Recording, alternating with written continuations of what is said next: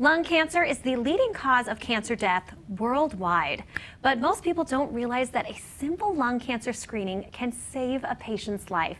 Here to tell us more is Dr. Huang with the Norton Thoracic Institute. Dr. Huang, thank you so much for being here today. Thank you so much for having me here today. So that is a staggering statistic, that it is the leading cause of cancer death worldwide. I didn't know that going into this today. Yeah, and I think most people don't know that. We focus a lot on prostate cancer, breast cancer, and colon cancer, but what we know is that unfortunately, lung cancer is the leading cause of cancer death worldwide, even more than prostate, lung, and prostate, colon, and breast cancer combined. All put together. All That's put together. Crazy. Yes, wow. Yes.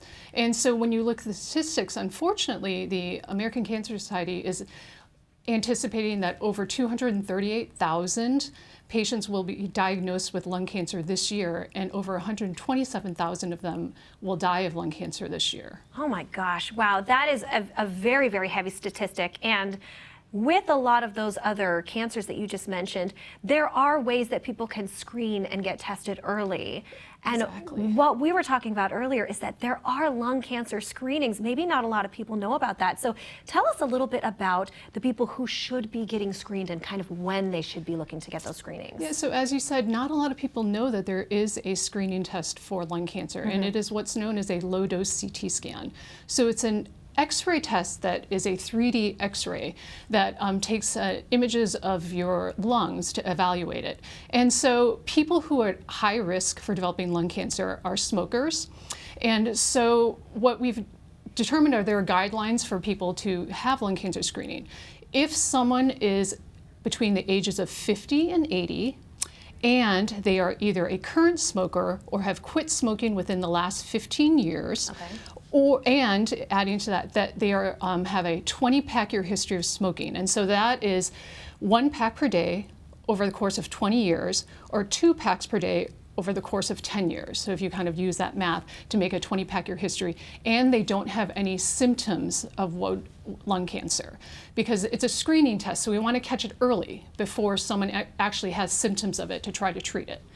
Wow, that is crazy. So they have to have several of these things that we laid out that you just said, but it's before they even have any symptoms. So you can catch this in the incredibly early stages. Yes, exactly. So what are, and maybe you don't have exact numbers, but what are the percentages of people when they get this screening that you're able to detect it and start treatments and save a life? So if someone is screened for lung cancer, there's an 80% chance that we will actually find lung cancer in the early stage and is potentially treatable and curable. Whereas if people don't have lung cancer screening and present with symptoms and they get evaluated for it, there's 70% of those patients are in a more advanced stage of lung cancer, and it's more difficult to treat and cure them of their cancer. And so we have an image here of a screening. Do you want to pull that out and you can kind of show us? This is kind of what you would see on that screening. Exactly. So this is two images of CT scans. So in this image here, there's a nodule. We don't know for sure if it's cancer, but there's a nodule that's found, and we would do further evaluation. But this is small, and if this is ultimately found to be cancer, it could either be taken out or ablated with radiation and potentially cure someone of cancer. Okay, wow. Whereas in this CT scan, you see this area here. If this is found to be cancer, it's more aggressive, and there's unfortunately a chance that it's spread to other parts of the lung or chest cavity, like lymph nodes, and makes it less treatable and harder to cure. Wow. And so with this screening, we want to catch people in this first stage because you have a way higher chance of overcoming that and defeating it. That is absolutely incredible. And so what is, we can put this away, but tell me what the process of the screening is. So if a patient meets all those criteria for being a high-risk patient for lung cancer, they can talk to their primary care doctor to figure out if lung cancer screening is appropriate for them. If it is, then the doctor can make a referral, and the patient can get scheduled for a low-dose CT scan for lung cancer screening. And it's a very easy process. Once it's scheduled, they go in for the CT scan. The CT scan itself is non-invasive. They don't need an IV. They don't need any dye. You don't have to drink anything. Exactly, exactly. And the scan itself takes less than 1 minute. Wow.